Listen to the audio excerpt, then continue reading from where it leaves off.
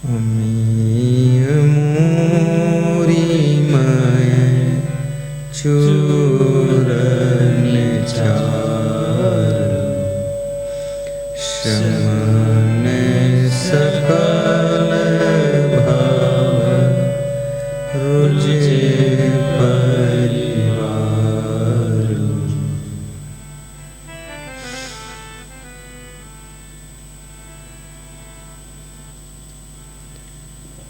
संगति से सुख उपजे कुसंगत से दुख होय। कहीं कबीर तहाँ जाए जाए अपनी संगति होय। कबीर मन निर्मल भया जैसे गंगा नीर। पाछे पाछे हरि फिरे कहत कबीर कबीर।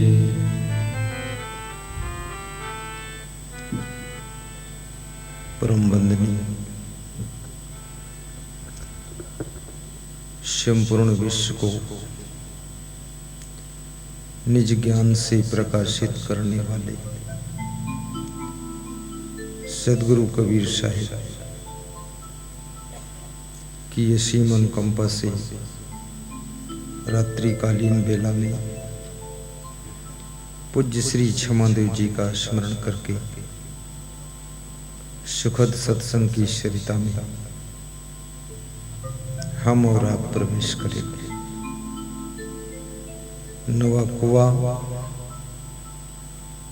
डिस्ट्रिक्ट पंचमहल, प्रदेश गुजरात। धन्य है वो धरा जहां पर महंत श्री भीतर साहिब का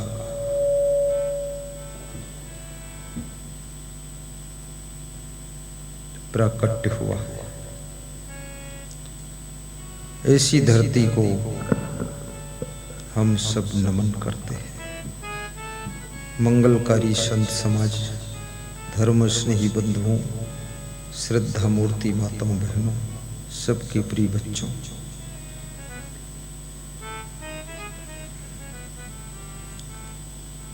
पारक कबीर मंदिर मूलधर से पधारे हुए महंत श्री नरेश साहिब जी, पारक कबीर मंदिर रंजीत नगर से पधारे हुए महंत श्री प्रीतम साहिब जी। ताली बजा दिया करो आप लोग।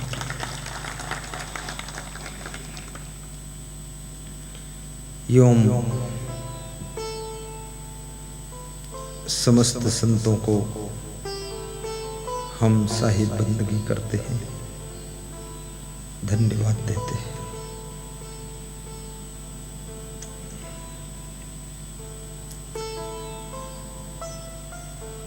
संसार में सुख कितना है और दुख कितना है, ये प्रश्न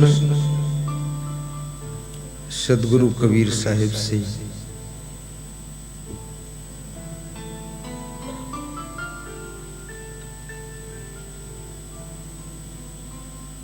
किसी भक्त ने पूछा है। सद्गुरु कबीर साहिब कहते हैं, थोड़ा सा सुख है संसार में, बाकी सब दुख ही दुख है। पूछने वाले ने फिर पूछा कि जब थोड़ा सुख है और शेष सब दुख ही दुख है, तो वो थोड़ा जो सुख है वो भी दुख होता तो एक जैसा भोग लेते। थोड़ा सुख भोगने के बाद ज्यादा दुख भोगना कठिन हो जाता है। किसी को थोड़ी खीर खिलाओ एक चम्मच और उसके बाद सूखी रोटी दे दो, थोड़ा कठिन है। सब सूखी रोटी ही रख दो तो खा लेगा, फिर देखेगा कुछ है नहीं तो क्या करेगा। थोड़ा सुख है। लेकिन ये थोड़ा सुख क्यों है? ये थोड़ा सुख इसलिए है कि इस थोड़े सुख के लालच में तुम ज्यादा दुख भोग सको, इसलिए थोड़ा सुख है। क्योंकि अगर थोड़ा भी सुख ना होता तो तुम छोड़कर भाग जाते। उस थोड़े सुख के आशा में तुम बड़ा दुख भोगते रहते हो। और ये पूरे संसार की यही कहानी है। इसलिए विचारकों ने लिखा है कि आशा ही जीवन है। आशा में तुम जी रहे हो, और आशा की एक कड़ी टूट जाती है, दूसरी कड़ी तुम तुरंत तैयार कर लेते हो। एक टूटने से पहले ही दूसरी कड़ी बना लेते हो। सुख की आशा है और दुख का तमाशा है।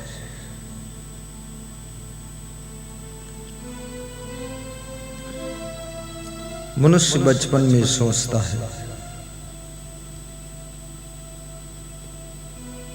कि बड़ा हो जाऊंगा, शादी होगी तो सुख मिलेगा। शादी का समय जब आया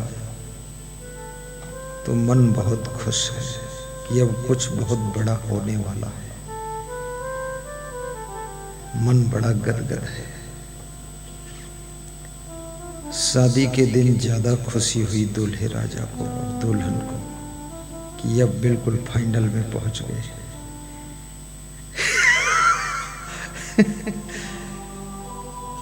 दूल्हा घोड़े पर बैठ गया। दूल्हा बहुत प्रसन्न है कि सब नीचे चल रहे, मैं घोड़े पर सबको दिखा दिया मैं कुछ हूं। लेकिन नीचे वाले खूब नाचते हैं, कूदते हैं, बहुत उछलते हैं। क्यों? किसी बारात में नाचने वालों से मैंने पूछा कि तुम इतना क्यों उछल रहे हो? क्योंकि शादी तो उसकी होने जा रही जो घोड़े पर है। तुम घोड़े जैसा कूद रहे, तुम्हें क्या मतलब मिला? बोले हम इसलिए उछल रहे, कूद रहे कि जिस जाल में हम फंसे उसमें ये मूर्ख फंसने जा रहा है। इसलिए हम भी हंस रहे, उछल कूद कर रहे। रामायण भी कहती है, गृह कारज नाना जंजाला ते अति दुर्गम शैल विशाला। गृहस्थ आश्रम में नाना जंजाल, ते अति दुर्गम। दुर्गम मतलब जिसकी थाह न लगा सके, ऐसा जाल है, बहुत बड़ा फंदा है। शैल विशाला, शैल माने पहाड़ होता है। जैसे बहुत बड़ा पहाड़ है, विशाल पहाड़। पावागढ़ तो छोटा ही पहाड़ है, पर इसमें भी जिनको चढ़ना पड़ता है उनकी हालत सही हो जाती है। हाँ, और वहाँ चढ़ते समय सब इज्जत बचाने के लिए हिम्मत करके चढ़ जाते हैं, क्योंकि अगर बीच में रुक जाए तो लोग हंसेंगे, अरे इतना नहीं चढ़ पाया, इतना कमजोर है ये। तो पूरी अंदर से ताकत लगा देते हैं कि दिखा देना है कि ताकत है। और जब घर लौट कर आते हैं तो तेल मालिश करते हैं, बसा कर। आज मुझे इसी में लेट हुआ, पावागढ़ गया था। काली देवी का मंदिर बहुत खतरनाक है, चढ़ाई वहां की। उड़न खटोला में बैठ गए। जब नीचे झांकते थे तो बस यही सुमिरन करते थे कि जिंदा ही चला जाऊंगा। बिल्कुल हेलीकॉप्टर जैसा ही है। एक बार अगर टूट जाए उड़न खटोला, अरे प्रवचन कौन सुनाएगा? गुरु जी की मुक्ति हो गई।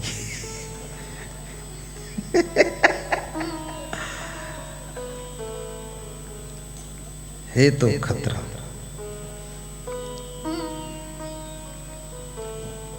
लेकिन गृहस्थ आश्रम के जितने जंजाल हैं, जो गृहस्थ आश्रम का दुख है, भक्ति के माध्यम से हल्का हो जाता है। सत्संग के प्रभाव से दुख 80% कम हो जाता है, क्योंकि सत्संग तुम्हारे मन को समझदार बना देता है।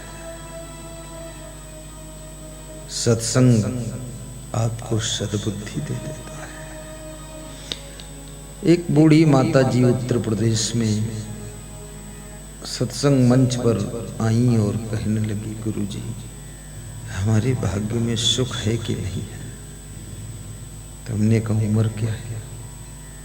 तो बोली 70 साल की हो गई हूँ, इतनी उम्र में सुख देखने को नहीं मिला। तो हमने कहा अभी उम्मीद है क्या? बोले उम्मीद है इसीलिए जी रहे हैं, आगे सुख मिली कि नहीं मिली। हम कहें तुम्हारा पति कहाँ? बोले वो तो मर गए, उनका तो सुख मिल भी नहीं। तो हमने कहा और बेटे? बोले सब अपने अपने में उलझे हुए हैं, बड़ा मन दुखी रहता है। हमने कहा माता जी 70 साल बचपन में सुख नहीं पाया तुमने, जवानी में सुख नहीं पाया, बुढ़ापे में भी सुख नहीं मिला है, अब सुख आपको मिलने वाला है नहीं। तो माता जी रोने लगी, बोली तो क्या जिंदगी भर दुख ही भोगेंगे? हमने कहा हाँ दुख भोगोगी, 70 साल में दुख भोगने की प्रैक्टिस भी हो गई, अब डर किस बात का? एक ज्योतिषी ने किसी का हाथ देखा, तो ज्योतिषी ने कहा कि रेखा तो ठीक है।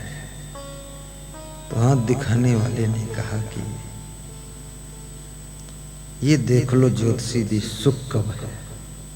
तो ज्योतिषी ने कहा कि 5 साल और दुख है।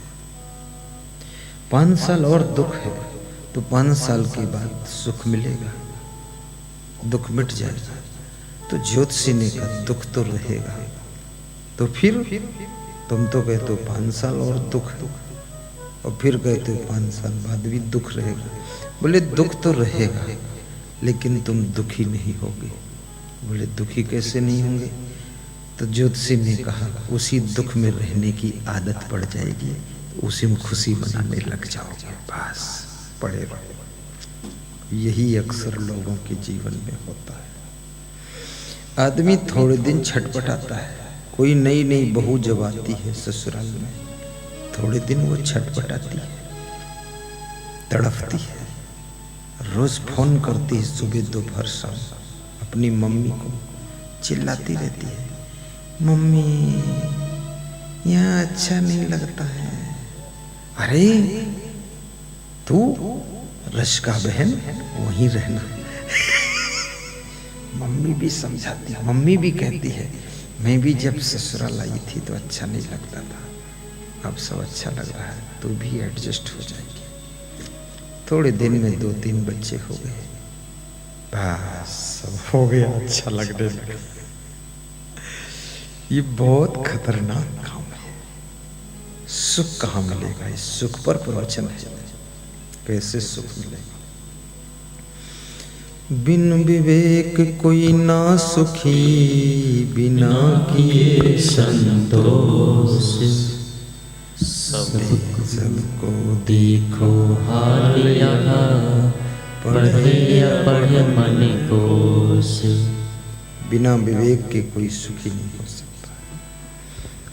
बिनु सतसंग विवेक न होई, बिनु विवेक सुखी नहीं कोई।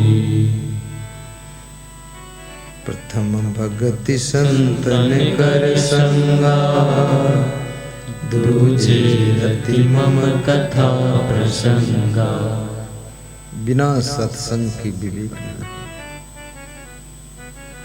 और सत्संग भी हल्के पुल्के सत्संग से विवेक नहीं होगा। हल्के गर्म पानी में न दाल पकेगी न चावल पकेगा, खौलते पानी में ही पकेगा। ये हल्का फुल्का सत्संग सुन लो कहीं साल में एक आध बार, और फिर वही चकई के चक धूम मके के लावा तिकड़ के तिकड़म बनाते रहो, विवेक विवेक कुछ नहीं होगा। प्रतिदिन समय निकाल के करे यही अभ्यास, होई सकल दुख नाश कब ठहरे अचल निवास। पारख दृष्टि प्रबल जब सत्संगत अति जोर, रात दिना चिंतन करे तब पावे कहूँ ठोर। रात दिन चिंतन करना पड़ेगा, अधिक से अधिक समय सत्संग में डूबे रहना पड़ेगा। मोबाइल को रोज चार्ज करना पड़ेगा, बैटरी डाउन हो जाएगी। ऐसे तुम्हारी बैटरी तो डुप्लीकेट है, डाउन ही रहती है, तो चार्जर में लगाए ही रहना पड़ेगा, तब आप चार्ज हो पाओगे। इसलिए मोबाइल के YouTube में भी प्रवचन सुना करो। कितने लोग हैं जो मोबाइल के YouTube में प्रवचन सुनते हैं? दोनों हाथ उठाकर बता दो। इतने लोग सुनते हैं।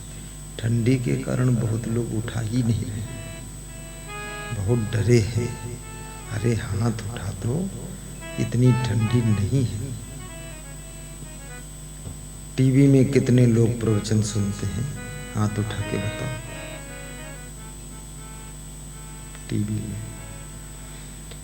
टीवी में जानते हो कब आता है? 8:20 पर प्रवचन आ रहा है आस्था भजन चैनल में। अब 9 बजे नहीं आता, 8:20 पे।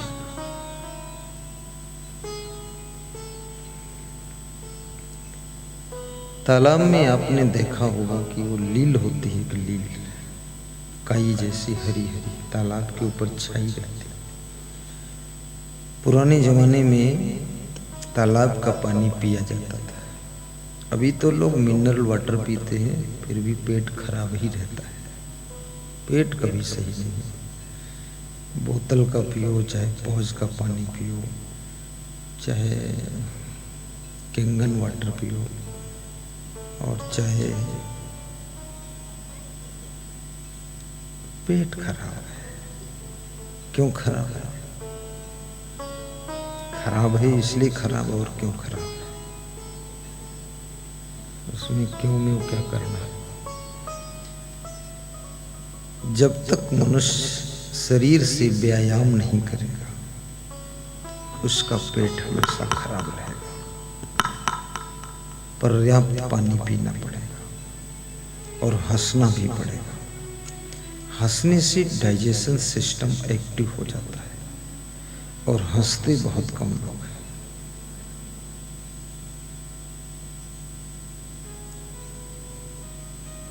हंसना बहुत कठिन है, फंसना बहुत आसान है। लोग जगह जगह फंस जाते हैं, हंस नहीं पाते। कोई बीड़ी में फंसा है, कोई सिगरेट में फंसा, कोई दारू में फंसा, कोई जुआ में फंसा, कोई ताश में फंसा, कोई पुड़िया पड़के में फंसा है, कोई तंबाकू में फंसा है। और ज़्यादातर तो आजकल के बच्चे नवयुवक सब मोबाइल में फंसे हैं। मोबाइल भी एक जाल है, इसमें बहुत नवयुवक की लाइफ पूरी बिगड़ रही है। जो 8-10 साल के बच्चे हैं जिनको मिल गया मोबाइल, बेटे और बेटियां। कितनी लड़कियों को मैंने देखा 2-2 मोबाइल रखे और दोनों एक ही हाथ में पकड़े। तो मैंने पूछा, तू फैक्ट्री चलाती क्या? बोली फैक्ट्री, हम फैक्ट्री वाले को चलाते हैं, 2-2 मोबाइल। तो हमने कहा पकड़े है बात नहीं करती है। बोले तुम्हारे कारण बात नहीं कर रहे हैं, तुम हटो तो बात शुरू हो जाए।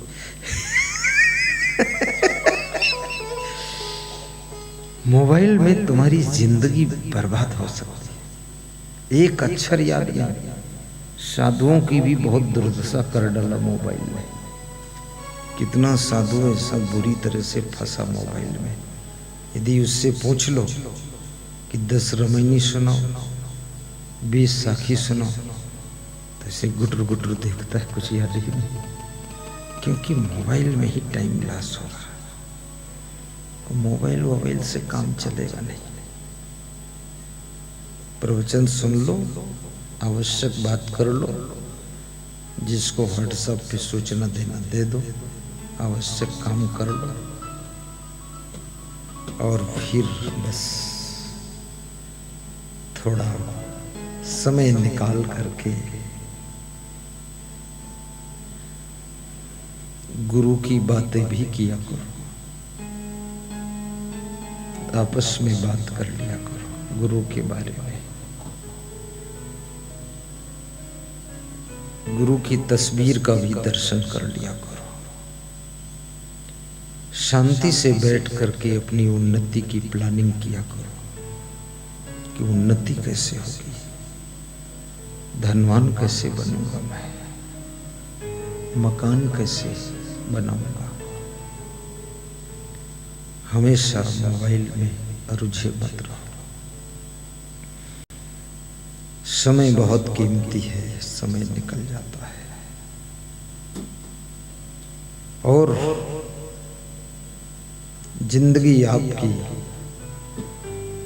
चाहे उसे बर्बाद करो, चाहे आबाद करो, चाहे कुछ करो,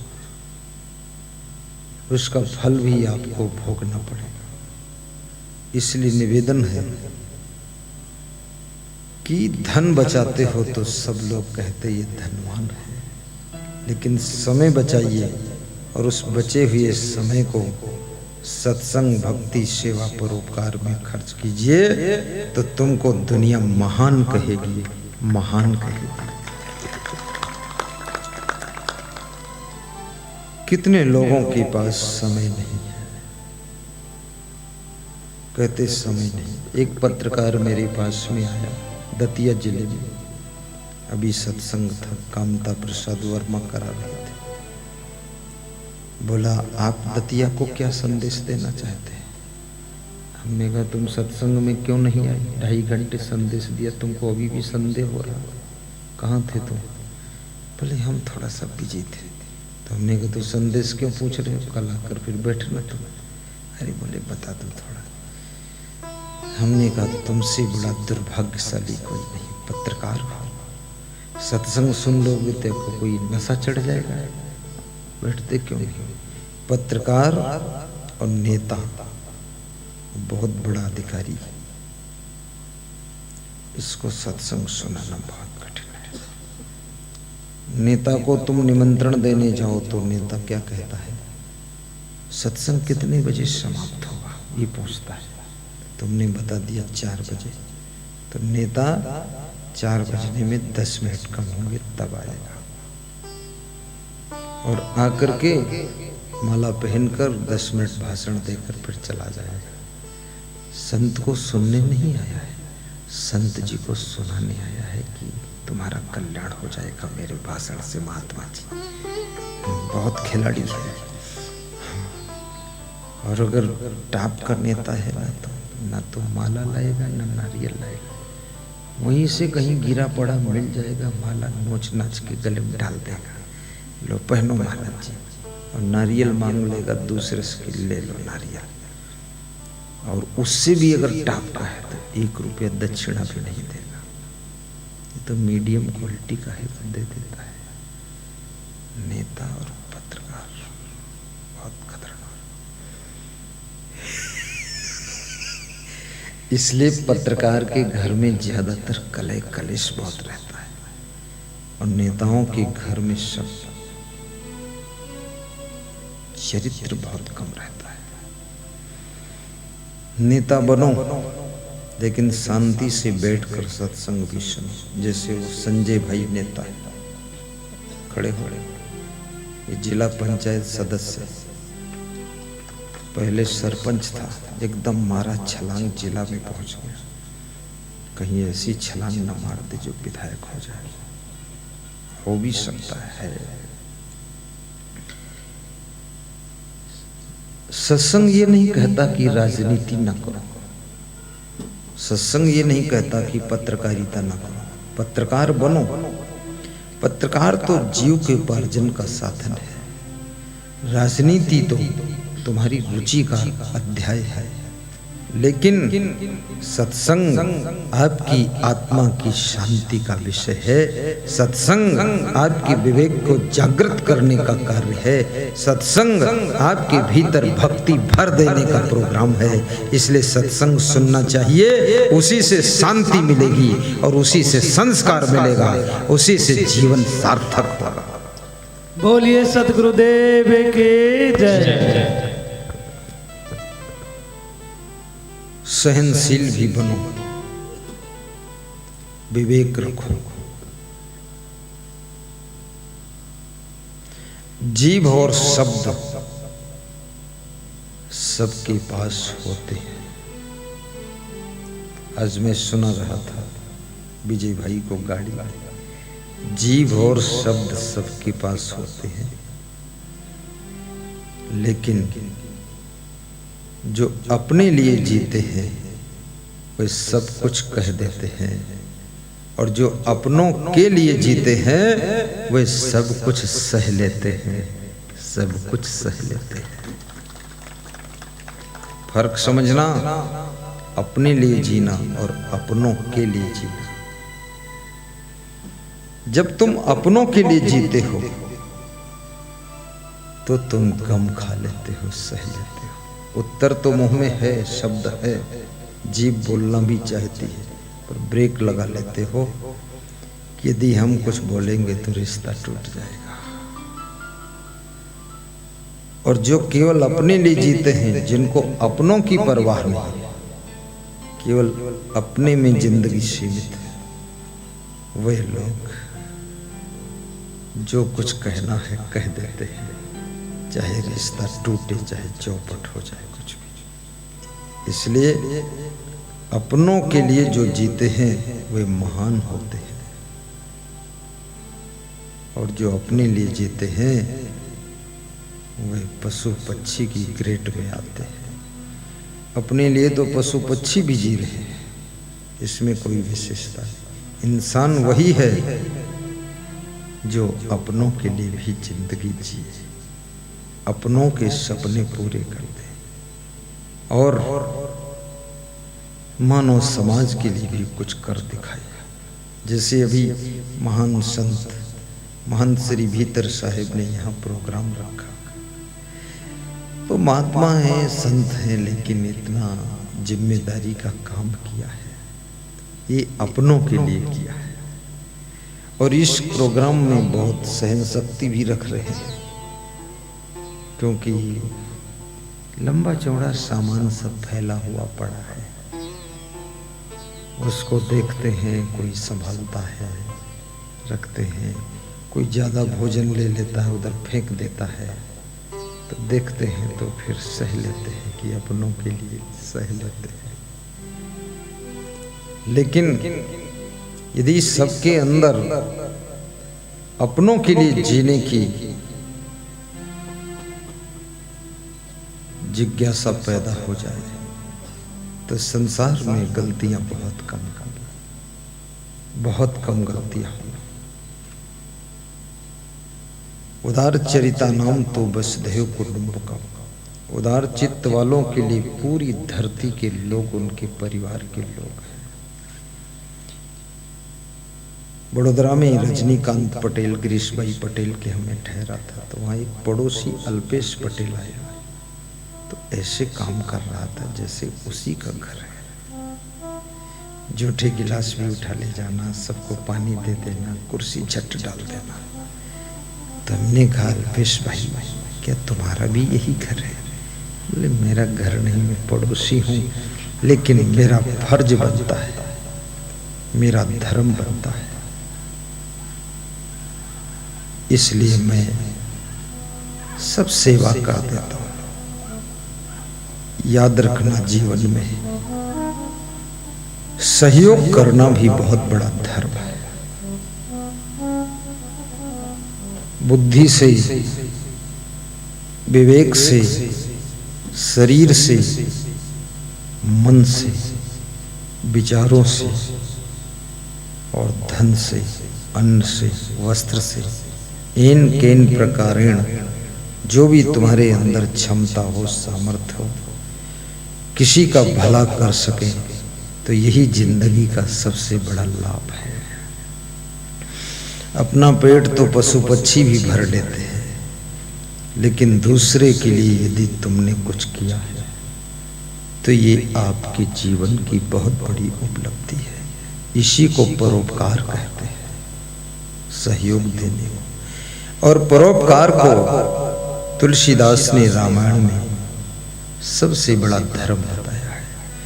परहित सरिस धर्म नहीं भाई, परहित सरिस धर्म नहीं भाई, पर पीड़ा सम नहीं अधिमाई। कई प्रकार का परोपकार होता है। कोई भूखा है, उसको 2 रोटी दे दी। किसी के पास गर्म कपड़ा नहीं तो उसको स्वेटर दे दिया, कोट दे दिया, चादर दे दिया, गर्म चादर। किसी को दवाई दे दिया, चलो तुम दवा खा लो। लेकिन सब परोपकारों का राजा, सब परोपकारों का बाप यदि कोई है तो वो है सत्संग। जिसके माध्यम से सत्संग मिलता है समाज को, जन जन को, और उस सत्संग के माध्यम से विवेक जागृत होता है, सद्गुण सदाचार भीतर जन्म लेते हैं और उसका जीवन अपने आप में सुखी हो जाता है, प्रसन्नता से भर जाता है। इसलिए सत्संग से बड़ा कोई परोपकार नहीं है। जो सत्संग कराता है वो लोगों की बुद्धि को शुद्ध कर देता है, मन को पवित्र करने का कार्य करता है और जीवन जीने का सलीका सिखा देता है। इसलिए सत्संग कराने वाले व्यक्ति के समान कोई परोपकारी नहीं होता है। बहुत परोपकार का काम है।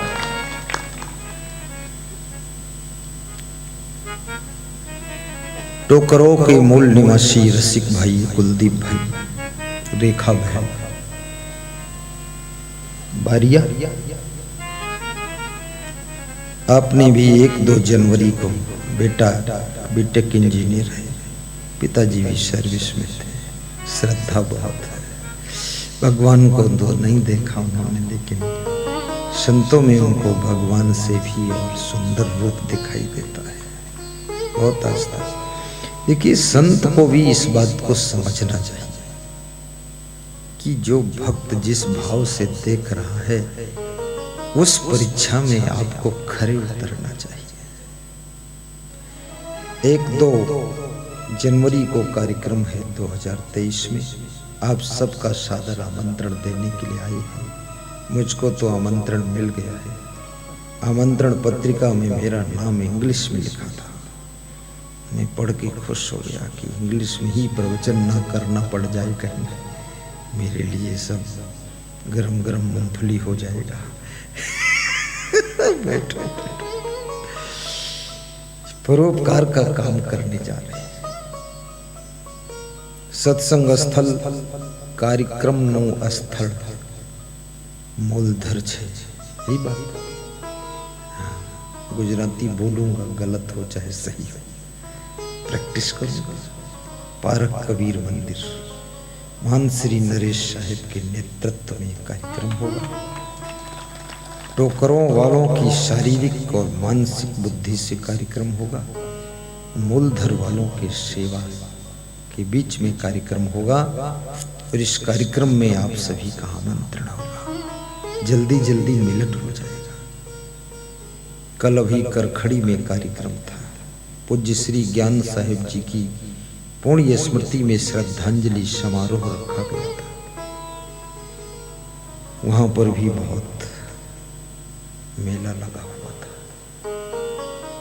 और तुरंत नवा कुआं में भी आ गए। यहाँ भी बहुत अच्छा है। बॉम्बे से फोन आया था अरबी सिंह का, कह रहे थे वो पावागढ़ के पास वाले कार्यक्रम में भी बहुत श्रोता है। तो हमने कहा हाँ है। तो बोले रात में भी कार्यक्रम है। हमने कहा हाँ है। तो बोले बहुत कठिन है। तो हमने कहा बहुत सरल है, उसमें क्या कठिन है, आनंद है। सत्संग सुनाने से अधिक कठिन है सत्संग सुनना। बहुत कठिन है। सुनाना तो एक कला भी हो सकती है, लेकिन सुनना एक साधना होती है। हर व्यक्ति सुन नहीं सकता। ये बहुत प्रेम है, पूर्व जन्म का प्रचंड संस्कार है, इसलिए आप सुनते हो। और सुनते सुनते सुनते सुनते मन इतना निर्मल हो जाएगा। फिर वो रविदास संत की कहावत चरितार्थ होगी कि मन चंगा तो कठौती में गंगा। लेकिन मैं तो कहता हूं अगर मन चंगा हो गया ना तो कठौती की भी जरूरत नहीं है, वो गंगा की भी जरूरत नहीं है। मन चंगा तो मन ही गंगा। मन निर्मल हो गया फिर क्या जरूरत गंगा जमुना। अब कठौती कठौता और बाल्टी बाल्टा का काम ही खत्म। मन निर्मल निर्मल मन जन सो मोहि पावा। निर्मल मन पर कबीर साहब ने भी बहुत जोर दिया। कबीर मन निर्मल भया जैसे गंगा नीर, पाछे पाछे हरि फिरे कहत कबीर कबीर। मन का निर्मल होना भी बहुत कठिन कार्य है। सुबह मन निर्मल होगा, दोपहर में मैल लग सकता है, शाम फिर निर्मल करोगे, रात में फिर मैल आ सकता है, हर मिनट में मैल आ सकता है।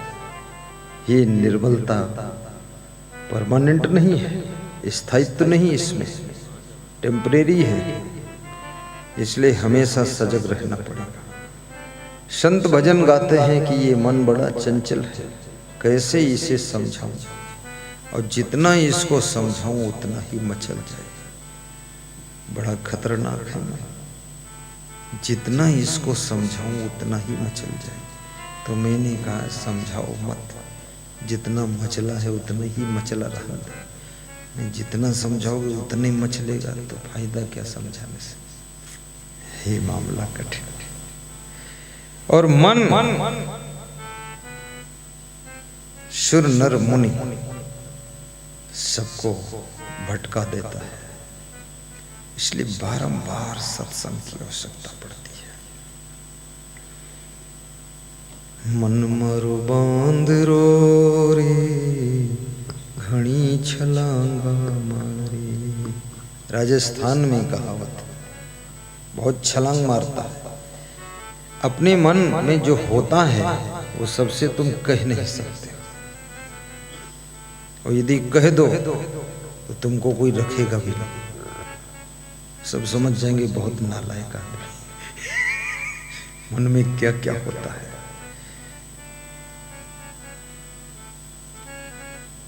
ई मन चंचल ई मन चोर ई मन शुद्ध ठगहार। मन में बहुत सी तरंगें भी उठती है। कभी मन में तरंग उठती है रे सब संसार बेकार है, फालतू का,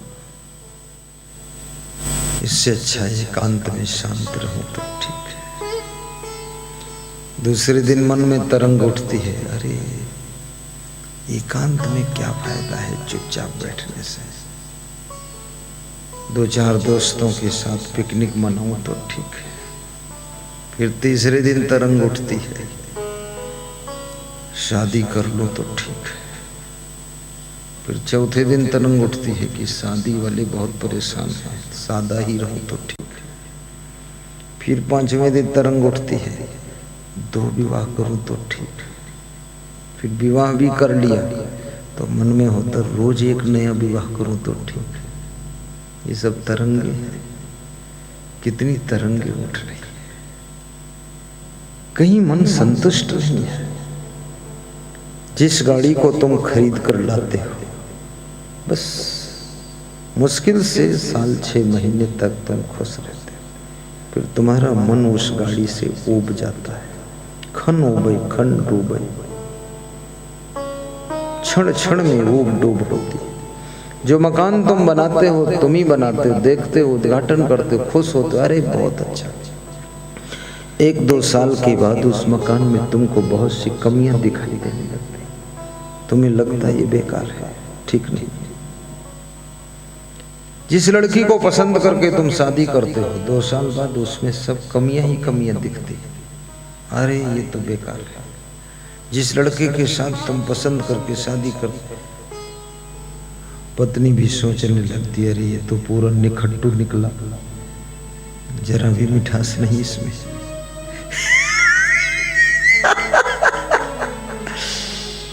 ये मनुष्य का मन बहुत विचित्र है। जिसको पाने के लिए तुम बेताब रहते हो, जब वो मिल जाता है बस रस कम होने लग जाता है। दूर के ढोल सुहावने लगते हैं, पास में ढोल बजे तो कान फोड़ देते। मैंने बहुत देखा है, इस सब संसार में बहुत इसका आकलन करता। मनुष्य इसलिए सुखी नहीं हो पाता, उसके दुख का मेन कारण यह है कि जो है उसमें उसे संतुष्टि नहीं है, और जो नहीं है उसमें उसको रस दिखाई दे रहा है। जो मिलने वाला भी नहीं है उसमें ज्यादा रस दिख रहा है, और जो मिल चुका है वो नीरस हो चुका है। और जो मिलकर खो गया है उसकी याद बहुत आती है, और जो मिला हुआ है उसको हम भूल जाते हैं। याद रखना, जो तुम्हारे पास में है उसका आनंद लेना सीखो। जैसा तुम्हारा बेटा है, जैसे तुम्हारे माता पिता हैं, जैसी तुम्हारी वाइफ है, हस्बैंड है, उनके साथ में मन को समझा कर रखो, और उन्हीं के साथ में खुशमन हो जाना चाहिए। जिस घर में तुम सोते हो, खिन्न मन से मत सो, प्रसन्न मन से सोइए। और ये भी याद रखना, ऐसे तो सोचना चाहिए हर व्यक्ति को, अच्छा मकान बनाऊंगा, अच्छी गाड़ी लाऊंगा, लेकिन जो बन चुका है, जब तक दूसरा नहीं बन पा रहा है तब तक इसी में आनंद बनाइए। जो तुम्हारे पास में साड़ी है, कपड़े हैं, उसमें खुशी मनाइए, पहन लीजिए ठीक से। कितनी लेडीज के पास में तो 100-200 साड़ी है, वो खुद ही टेंशन में पड़ जाती है, कौन कलर की पहनूं, ये पहनूं कि वो पहनूं। 6-6 बार पहनकर फिर शीशा में देखती है, बोलती ये मैच नहीं किया, तो फिर उतारती है, दूसरी पहनती है। एक पति सत्संग में जा रहा था, टाइम पे जाना था, उसकी वाइफ को भी जाना था। पति तैयार हो गया गाड़ी लेकर के, और गाड़ी स्टार्ट करके हॉर्न बजा दिया। तो पत्नी ने खिड़की खोला कि दोबारा हॉर्न मत बजाना, तैयारी चल रही है। 10 मिनट हो गए, पति बैठे बैठे इंतजार करते करते उब गया, तो दोबारा हॉर्न बजा दिया। तो उसने खिड़की खोला और कहा कि नीचे उतर जाइए, कमरे के अंदर आ जाइए, बात समझ लीजिए, हॉर्न बजाने की जरूरत नहीं। पति नीचे उतरा, अंदर गया, उसने सब खोला, दिखाया कि 150 साड़ी है। चुनाव करने में टाइम लग जाता है, मैच करता है तो वो पहनती हूँ, तुम्हारा क्या एक पैंट डालकर चलती है। पति ने, झंझट का काम है। और कोई किसी की साड़ी देखता ही नहीं, कोई किसी का कपड़ा देखने का टाइम है। इस भूल से भी ऊपर उठ जाओ, ये भी बहुत बड़ा भ्रम है। क्योंकि सभी लोग दुनिया के 2-2 घंटे सज धज कर अपने घर से निकलते हैं कि हम सजावट में टाप कर जाएंगे, और जब मार्केट में पहुंचते हैं तो टाप के भी बाप निकल आते हैं। कोई टाप वाप नहीं है वहाँ। कौन देखता है? इतनी टेंशन में लोग हैं। तुम्हारा साड़ी देखेगा कि अपने घर की भैंस की पाड़ी देखेगा, कि अपने घर की लाड़ी देखेगा, कि अपनी खेती बाड़ी देखेगा, कि तुम्हारी पेंट देखेगा। अब कोई जब नहीं देखता है तो एक नया फैशन आ गया कि पेंट में 2-4 जगह छेद कर लेते हैं। जब छेद हो जाएगा तब तो देखेगा ही फटी है, ये फटी क्यों? पहली बार मैंने देखा तो मैं सोचा कहीं कुछ फंस गया होगा, लकड़ी उकड़ी तो फट गई होगी। तो मैंने कहा ये तुम्हारी पेंट फटी, इसको सिल के क्यों नहीं पहनी? अरे बोले तुम तो साधु संत ठहरे, ये आजकल का फैशन है। हमने कहा फटी फैशन? बोली जानबूझ के फाड़ा जाता है। क्या लोग विचित्र है। किसी तरह से लोग आकर्षित हो जाए, हमको एक नजर देख लें, हम धन्य हो जाएंगे। क्या बात है। अरे मूर्ख, एक नजर। अपने चरित्र को सुंदर बनाओ, कर्म को पवित्र करो, मन को निर्मल करो, गुणों की गुलदस्ता बनाओ, सदाचार के पथ पर चलो। कपड़े चाहे साधारण होंगे, फिर भी आपको देखने के लिए लाखों आंखें इंतजार करेंगी। चरण छूने के लिए हजारों लोग प्रतीक्षा करेंगे, और तुम्हें नाश्ता कराने के लिए लोग रास्ता में इंतजार करेंगे। तुम कहाँ ये पेंट फाड़ के घूम रहे हो फालतू? कुछ नहीं, फैशन वैसन फालतू बकवास में पड़े हो। अपने जीवन को सजाओ। राम भगवान के कपड़े कैसे थे? बस पीले रंग के पहन कर गए थे, उदासीन भेष था। वनवास में जिस गांव में निकलते थे, गांव के नर नारी दौड़कर दर्शन करने आ जाते थे। सोचिए, कबीर साहब के दर्शन के लिए मेला लग जाता था। जीवन को सुंदर बनाइए, वाणी को मधुर बनाइए। अभी पावागढ़ हम गए थे, तो मैंने सोचा पावागढ़ की पहचान कुछ ले लो। तो थोड़ा टाइम भी था, लोगों ने बताया आधा घंटा कुछ उड़न खटोला रुका हुआ है, सर्विसिंग चल रही है। तो मैंने सोचा ऐसी सर्विसिंग ना हो जाए जो प्रवचन भी छूट जाए। तो हमने कहा हो जाने तो सर्विसिंग।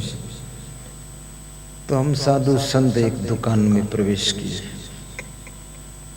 उसमें घंटी वंटी बिक रही थी, आरती वारती। तो हमने बात किया, तो एक महिला बेच रही थी। तो हमने कहा कोई जेंट नहीं है तुम्हारा पति वगैरह? बोले पति का क्या काम है, अब तो जो लेना है अंदर देख लो, तमाम रखा सामान है। तो मैंने कहा अंदर लेडीज के साथ अंदर आने का मन नहीं है। अरे बोले लेडीज क्या होता है, आप तो आ जाओ। तो मैं सोचा अब क्या करूं। तो मैंने 4-6 संतों को लेकर अंदर गया, भगत ले गया वो विजय भाई को। इनको इसीलिए रखता हूँ कि अंदर जाना हो तुम साथ में रहो, किसी के यहाँ अंदर अकेले जाओ ही मत, नहीं तो दमादम मस्त कलंदर बन जाओगे पूरे बंदर।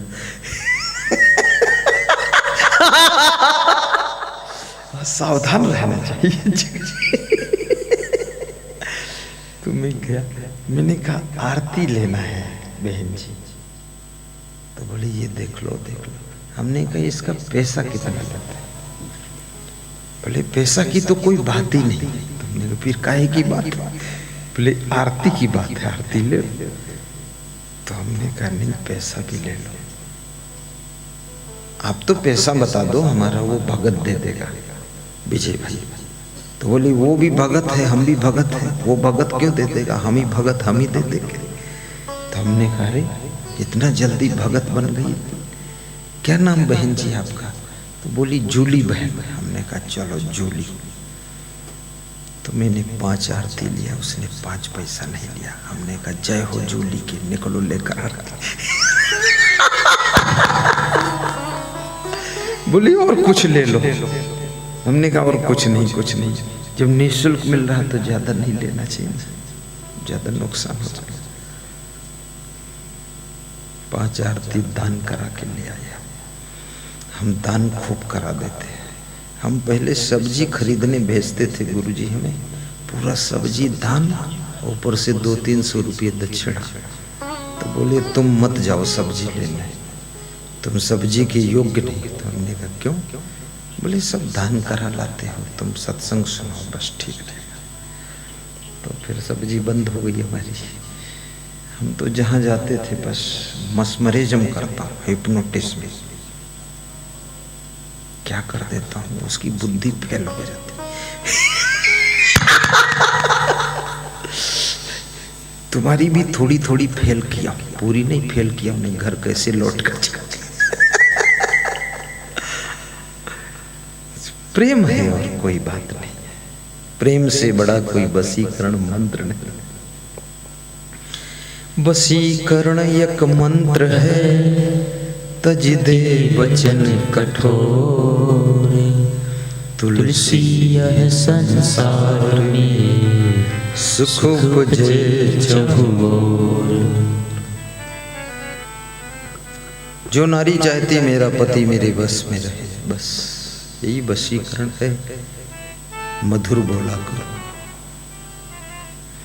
और किसी भी व्यक्ति को ये नहीं सोचना चाहिए कि किसी को मैंने खरीद लिया, खरीदा किसी को नहीं। शादी हो जाए तो भी सावधान रहो, ज्यादा इंजेक्शन मत मारो। कितनी स्त्रियां अपने पति को इतने इंजेक्शन मारती, फिर ऑपरेशन भी करती, पति बेचारा बेहोश पड़ा हुआ है, फिर एक दिन भागता है जोर से हरिद्वार की ओर। इसलिए ज्यादा पति को भी तंग मत करना, ताकि तुम्हारी सेवा में लगा रहे। अपनी पत्नी को भी ज्यादा तंग मत करना, अन्यथा अपने मायके वापस हो जाएगी, रिटर्न यू टर्न हो जाएगी। प्रेम से ही साथ में रहा जा सकता है, दूसरा कोई उपाय नहीं। 2.5 अक्षर प्रेम का पढ़े सो पंडित हो। प्रेमवा में भूले भगवान हो सेवरी के घर में। ये प्रेम की ही शक्ति है जो नेपाल बॉर्डर से हम गुजरात में आए।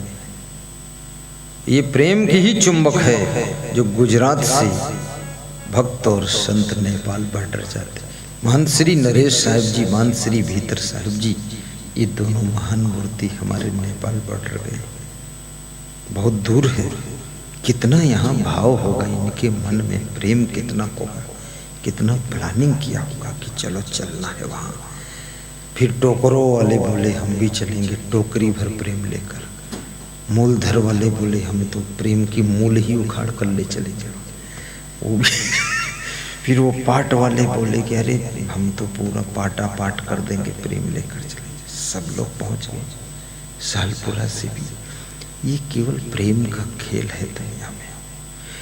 प्रेम अगर भरपूर है तो दिल्ली नहीं दूर है, और प्रेम अगर कमजोर है तो देहरी भी बड़ी दूर है, देहरी भी बड़ी दूर है।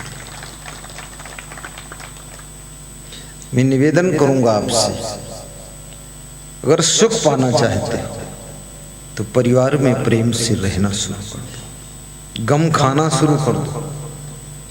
दुनिया भर की गम खा लेते हो तुम, लेकिन अपने परिवार के सदस्यों की गम नहीं खा पाते हो। वाइफ की भी गम खा लो, हस्बैंड की गम खा लो, बच्चों की गम खा लो, माँ बाप की गम खा लो। और अपनों के साथ में अगर गम खा लिया तो जिंदगी की गम कम हो जाती है। जो अपनों की गम नहीं खा पाता है वो दुनिया से खुद कम हो जाता है, दुनिया से खुद कम हो जाता है। कई बार राजनेता गम नहीं खा पाता है तो पार्टी छोड़ देता है। जिस पार्टी को 20 साल गाली दिया, निंदा किया, उस पार्टी में जाकर ज्वाइन करता है। वहाँ कोई बहुत बड़ा अवसर मिलने वाला नहीं, क्योंकि उस पार्टी की बखिया उधेड़ा है तुमने। अब जाकर के वहाँ घुटने टेक रहे हो कि जय हो पंजा वाले की जय हो, तो पंजा वाला भी सोचता आजा बेटा तेरा खोपड़ी गंजा करूंगा। हाँ, 20 साल कमल में रहा है, पंजा में गया है। पंजा वाला सोचता है जब ये कमल वाले के भरोसा को तोड़ सकता है तो पंजा वाले का तो पंजे काट देगा। भरोसे का आदमी नहीं है। कभी पार्टी टिकट ना दे तो भी गम खा लेना, उसी में लगे रहो, कभी चांस मिल जाएगा। फिर और चांस ना भी मिले तो फर्क क्या है, सेवा भाव से करते रहो। और चांस मिलेगा नहीं तो करेंगे क्या, आखिर देना तो पड़ेगा ही। अपनी योग्यताओं में विकास करो, क्षमताओं में विकास करो, गुणों में कलाओं में विकास करो, फिर देखना तमाशा क्या होता है। बहुत बड़ा खेल है ये साधारण खेल नहीं है। पार्टी के दम नहीं है जो तुमको लेना ना पड़े, आपके अंदर सामर्थ्य होनी चाहिए। नरेंद्र मोदी को कोई प्रधानमंत्री भाजपा का भी नहीं बनाना चाहता था, बड़े बड़े नेता इसको साइड में करना चाहते थे, लेकिन जब तक इसको साइड में रखा तब तक पूरी पार्टी ही साइड में रही। और जिस दिन इसको पॉइंट पर धरा है पूरी पार्टी विजयी होकर टॉप पर आ गई है। याद रखना, क्योंकि उसमें उतनी योग्यता है, क्षमता है कि उसके बिना फेल है पार्टी पूरी। ऐसे तुम्हारे अंदर योग्यता होनी चाहिए। जिस आश्रम में रहो तुम्हारे बिना आश्रम भी कमजोर दिखाई देना चाहिए। और तुम ऐसे रहते हो आश्रम में कि तुम्हारे कारण ही आश्रम कमजोर हो गए, चौपट कर डाला। 100 साधु और आश्रम उजाड़ हो गया। कोई सो रहा है, कोई रो रहा है, कोई बाल ठीक कर रहा है, कोई तबला धुनुक धुनुक बजा रहा है, कोई झाड़ू नहीं लगा रहा है। साधु लोग भी बड़ा विचित्र है भाई। अमनिया करना नहीं चाहता है, बिल्कुल रेडीमेड भोजन खाना चाहता है। दांव मिल जाए तो चुप्पे से होटल में भी खा लेगा, बस इधर उधर झांक लेता, कोई नहीं है, बस जय बजरंगबली। कोई नियम संयम नहीं है। थोड़ा नियम संयम रखो, संत महात्मा है यहाँ, विचार से रहो। भोजन ही कोई जीवन का लक्ष्य नहीं है, विचार से रहना चाहिए और मेहनत करना चाहिए। साधु संत को आश्रम में परिश्रम बहुत जरूरी है, क्योंकि परिश्रम से कई फायदे हैं। जहां व्यक्ति परिश्रम करता है वहां कभी दरिद्र नहीं आता है। जहां मनुष्य मेहनत करता है वहां आपस में कलह कलेश भी नहीं होता है। जहां मनुष्य कठोर श्रम करता है वहां बीमारियां नहीं आती। दिन भर बैठे रहो, गोटा खा लो और गोठियाते रहो, बातें करते रहो, तो ये गोटा फुटबॉल की तरह पेट में लुढ़कता रहेगा, हजम नहीं होगा। गोटा खाओ तो लंगोटा बांधो, काम करो। आजकल बीमारियां इसी में ज्यादा है, लोग हिलते डुलते नहीं, काम करते नहीं। पैदल चलने से 43 बीमारियां नहीं आती, और अगर डेली पैदल चलते हैं आप तो 70 साल की उम्र तक आपके शरीर पर बुढ़ापे का भी कोई खास असर नहीं आएगा। और बैठे रहते हैं और बहुत लेटे रहते हैं, जो ज्यादा लेटे रहते हैं उनकी पूरी हड्डी का स्ट्रक्चर कमजोर हो जाता है, पूरी रीढ़ कमजोर हो जाती है। और बैठने से भी बहुत बीमारियां आती हैं, इसलिए पैदल चलना अनिवार्य है। पैदल चलो, ज्यादा पैदल चलने से बुढ़ापा जल्दी आता है। 7 किलोमीटर से ज्यादा भी नहीं, बंदिश है, और 5 किलोमीटर से कम नहीं, फिर बीमारी की कोई गम नहीं। और जोर से हंसा भी करो, दिन भर में 2-5 बार हंस दो। पति पत्नी साथ में बैठकर हंसो, बाप बेटे हंसो, भाई भाई हंसो। पति पत्नी कौन हंसता? बहुत कम लोग हंसते। दूसरे पत्नी के साथ लोग खूब हंसते, दूसरे पति के साथ हंसते। अपनी पत्नी को देखत तो आंख भड़कत है, अपने पति को देखत तो मुंह इठत गए, ये आ गया निखट्टू, फिर मिल गए। मिल के तेरा पति मिलेगा नहीं और कहा जाएगा।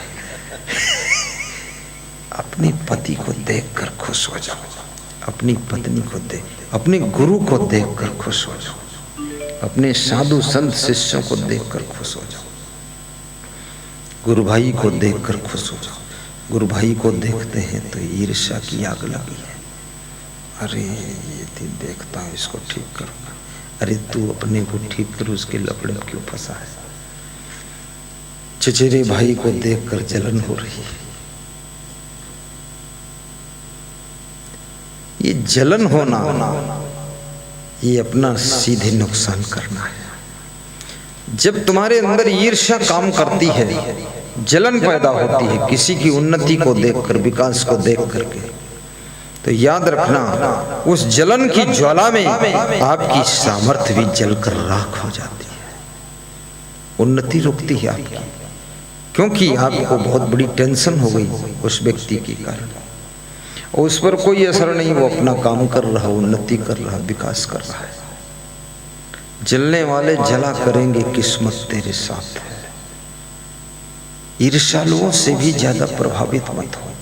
ये मत देखो कि हमसे सब जल रहे हैं, जलने दो मूर्खों को। तुम अपना काम करो, हंस करके ताली बजा के ठाका मार दिया करो। ये तुम मूर्ख लोग हैं जो जल रहा तुमको देखकर। और किसी की उन्नति से जलने की जरूरत नहीं है, क्योंकि उसने मेहनत किया है, उसका प्रारब्ध है, उसका भाग्य है, उसकी इतनी बुद्धि दिल दिमाग है, तो उसका विकास हुआ है। हम भी मेहनत करेंगे, हमारा भी प्रारब्ध साथ देगा तो हो जाएगा। नहीं होगा तो कोई भूखों तो मर नहीं रहे, उसी में खुश हैं जो है ठीक है। लेकिन जलन क्यों करते हो? ईर्ष्या क्यों पैदा हो रही? आदमी अपनी झोपड़ी में रहता है इसलिए दुखी नहीं है, लेकिन पड़ोसी महलों में रहता है, इस बात का ज्यादा दुख है। आदमी साइकिल से चलता है, इस बात का दुख नहीं है। पड़ोसी कार में चलता है, इस बात की पीड़ा ज्यादा है। कितने लोगों को बहुत पीड़ा हो जाती है, बहुत तकलीफ है, जलन है। तुम्हारा लड़का अगर फर्स्ट पास हो जाए, जलन करने वालों को बहुत दुख हो जाता है, ये फर्स्ट आ गया। तुम्हारा लड़का सर्विस पा जाए, अरे बहुत लोगों के सीने पे सांप लौट जाते हैं। ईर्षु घृणीना संतुष्टा क्रोधनो नित्य संकिता पर भाग्यो विजीवी च खड़ेते नित्य दुखिता। 6 प्रकार के लोग संसार में सदैव दुखी रहते हैं। ईर्ष्या करने वाला, क्रोध करने वाला, संतोष न करने वाला, सबके ऊपर शंका करने वाला, दूसरों की कमाई पर जिंदगी जीने वाला और दूसरों से घृणा करने वाला, ये 6 व्यक्ति प्रेम विहीन हो जाते हैं। इनके जीवन में दुख हमेशा रहता है। प्रेम पैदा होगा, बहुत बड़ी बात है। हमारे एक संत वहां बैठे हैं छत्तीसगढ़ से, साहब जी हैं, यहाँ नहीं है साहब, कहीं और चेहरा। चलो वो दूसरा है संत। तो वो संत मेरे आश्रम आया, छत्तीसगढ़ आश्रम में। तो आश्रम देखा और बोला कि भाग्य की बात है, आपका भाग्य अच्छा है गुरुदेव। तब मैंने कहा क्या अच्छा है? बोले ऐसे थोड़ी ये सब हो जाता है विकास, भाग्य अच्छा है आपका। तब मैंने कहा कर्म भी अच्छे हैं। कर्म भी अच्छे। बोला सब अच्छा है, बहुत अच्छा लगा गुरुजी यहाँ आपका देख करके। तो उन्होंने मुझसे पूछा कि ये आश्रम बन रहा था, आप थे? मैंने कहा मैं तो इसमें अभी आया हूँ, मैं तो बीच में ना आया ना शुरू में आया। किधर न्यू खोद रहे, खोद दो, तुम्हारा जिधर खोदना हो, ज्यादा झंझट में पड़ना नहीं, सरपंच बनना नहीं, सब होशियार है। बन गया, ठीक है। कहने का तात्पर्य ये है, यदि तुम किसी का अच्छा देख करके खुश होते हो तो तुम्हारा भी अच्छा होने की संभावना पैदा हो जाती है। यदि किसी की उन्नति देखकर तुम्हारा मन प्रसन्न होता है तो तुम्हारी उन्नति भी शुभारंभ होने का टाइम आ गया है।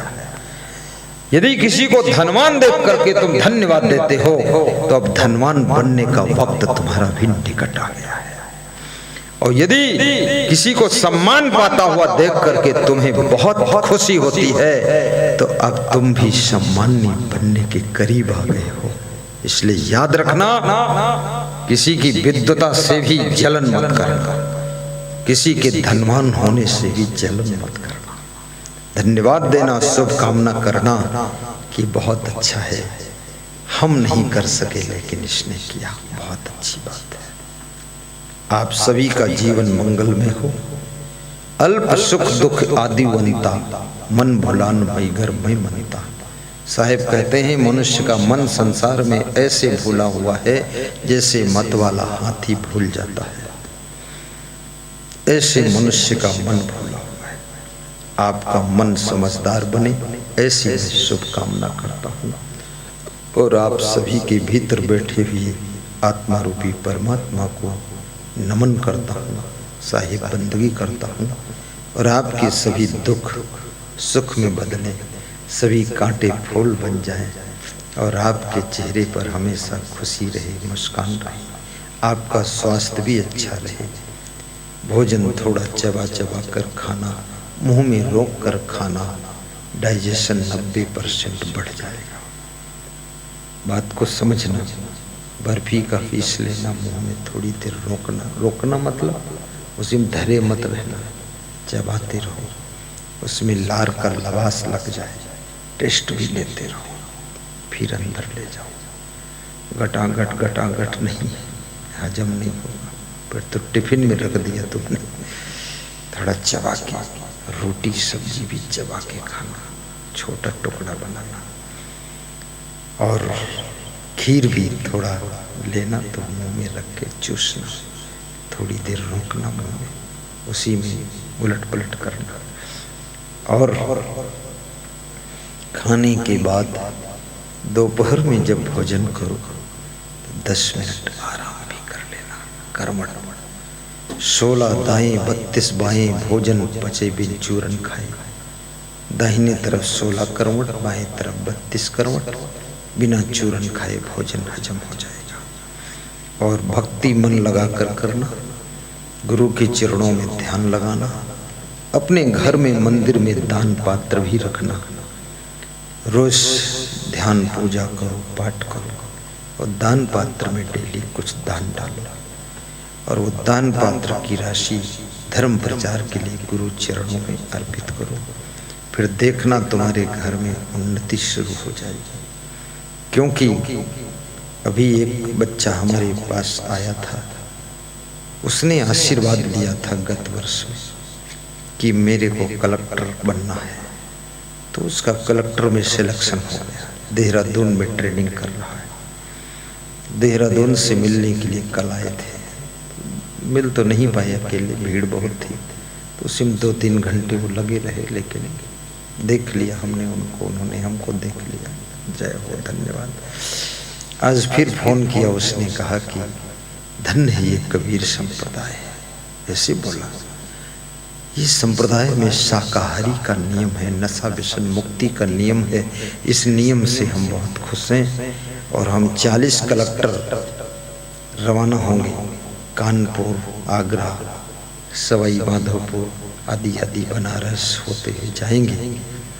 तो गुरुदेव 40 कलेक्टरों के लिए जिस स्टेशन पर यदि आपके कोई भक्त हों तो शुद्ध शाकाहारी पूरी सब्जी भोजन का आपके तरफ से प्रसाद अगर मिल जाए तो 40 कलेक्टर जुड़ जाएगा, तो 40 जिलों में कबीर का प्रचार बढ़ जाएगा। हम 40 कलेक्टर। तो मैंने कहा मैं तुम्हारा 4-5 स्टेशनों पर नाश्ता प्रबंध करा दूंगा, हमारे भक्तगण हैं उनसे कह दूंगा। बोले फिर गुरुदेव हम तो अपनी ज़िंदगी में यही सोचते हैं, जिस दिन कलेक्टर बनूंगा ज्वाइन करूंगा, बस वो बोला हर हफ्ते में आपको बुलाऊंगा। तो मैं सोचा ये वही रख लेगा क्या हमको, इतना प्रेम उसको है। लेकिन हर हफ्ते में नहीं तो 3-4 महीने में तो उसके यहाँ आ जाऊंगा, बड़ा सत्संग कराता रहूंगा। वास्तव में शाकाहारी बनो, नशा व्यसन से मुक्त रहो, घर में कोई कलह कलेश मत करो, गम खाकर रहो, और ये आपका जीवन जितना चाहो उतना तुम ब्राह्मण बन जाओ, जितना चाहो उतना क्षत्रिय बन जाओ। ब्राह्मण कोई जाति से नहीं होता है, जिसके अंदर श्रेष्ठता है, पवित्रता है, वही ब्राह्मण है। जिसके अंदर आत्मज्ञान है वो ब्राह्मण है। और क्या ब्राह्मण होता है? जितेंद्रिया धर्म परा स्वाध्याय निरता शुचि काम क्रोधो बसो यश तम देवा ब्राह्मणम विदु। जो जितेंद्रिय है, धर्म प्राण है, स्वाध्याय में रथ है, अंदर बाहर से पवित्र है, काम क्रोध को जिसने जीत लिया है उसे देवता लोग ब्राह्मण की संज्ञा देते हैं। आप बहुत अच्छे ब्राह्मण हैं, टॉप के ब्राह्मण हैं। आप कर्म से ब्राह्मण हो, स्वभाव से ब्राह्मण हो, खान पान से ब्राह्मण हो, विचारों से ब्राह्मण हो, और आपकी जिंदगी पूरी ब्राह्मण है। ब्राह्मण और होता क्या है? सबसे श्रेष्ठ ब्राह्मण आप। बोलिए सद्गुरुदेव की जय।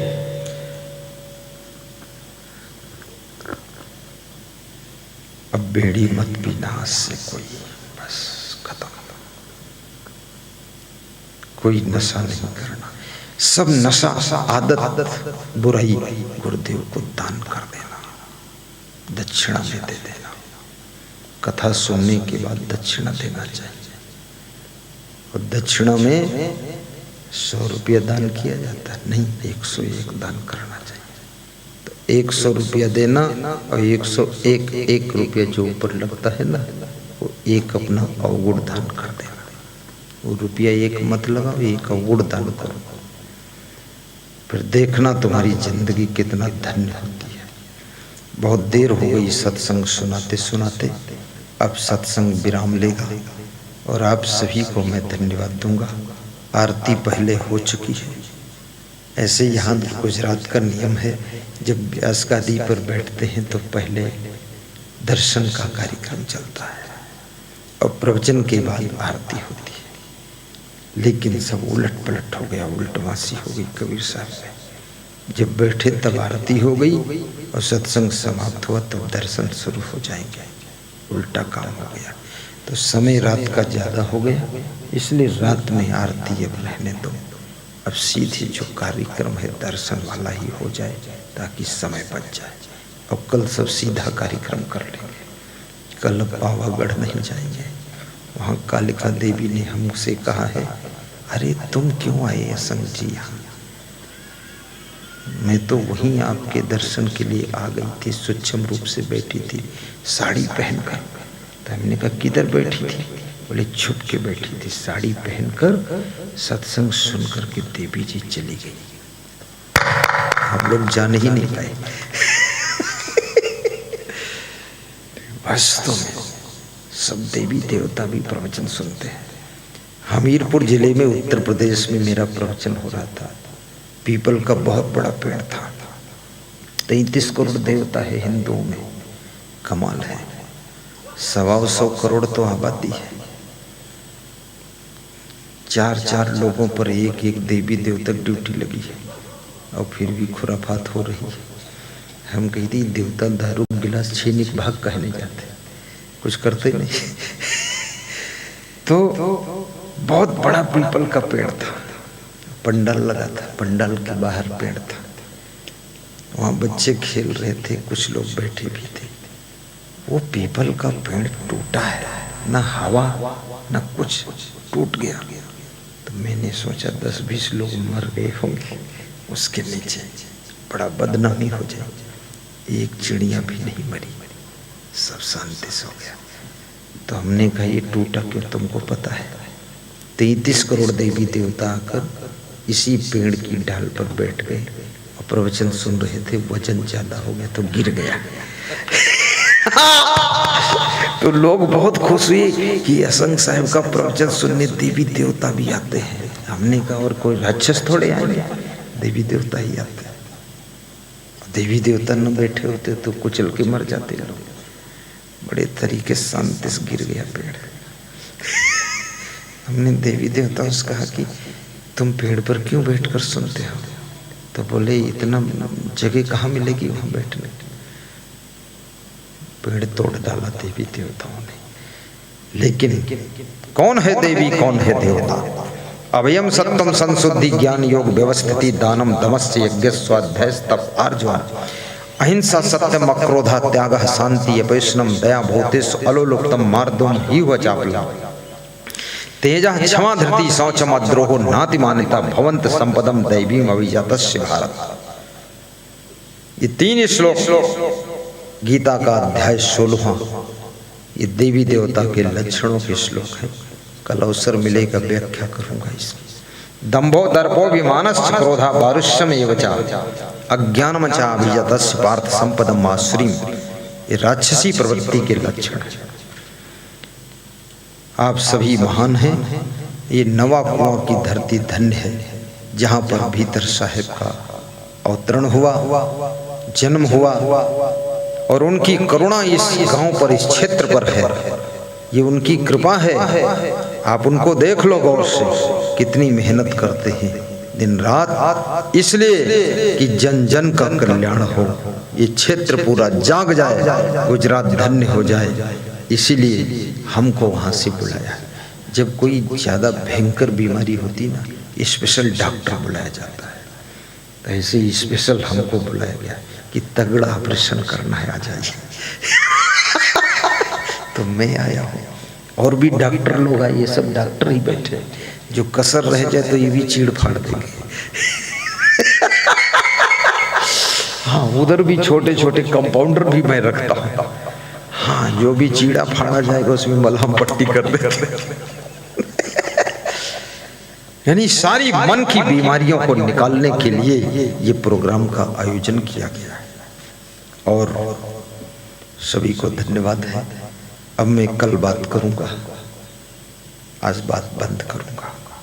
सर्वे भवन्तु सुखिनः, सर्वे सन्तु निरामयाः, सर्वे भद्राणि पश्यन्तु मा कश्चित् दुर्भाग् भवेत्।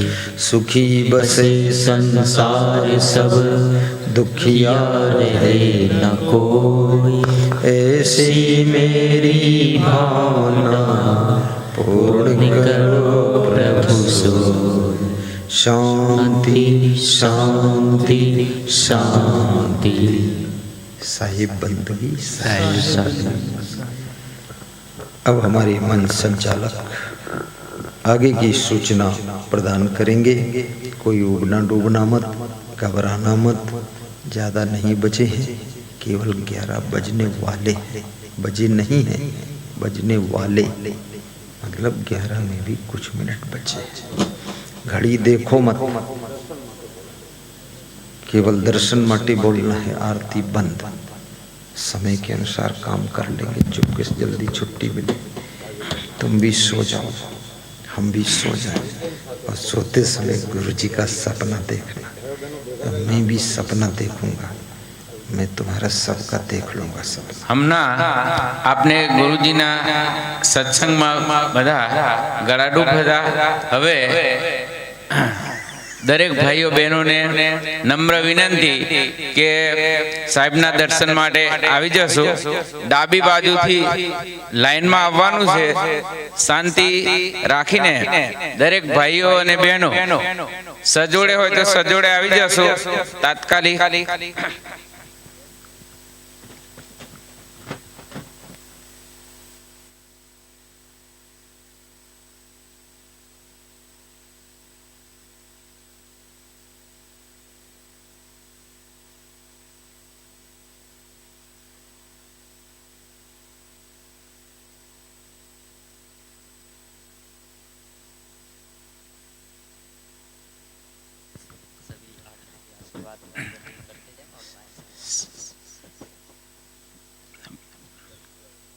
जल्दी ગુરુજીના દર્શન માટે ભાઈઓ બહેનોને જણાવવાનું કે અત્રે લાઈનમાં લાગી જશું અને ડાબી બાજુથી આવી અને સાહેબની આ બાજુ રહીને જમણી બાજુથી જવાનું છે.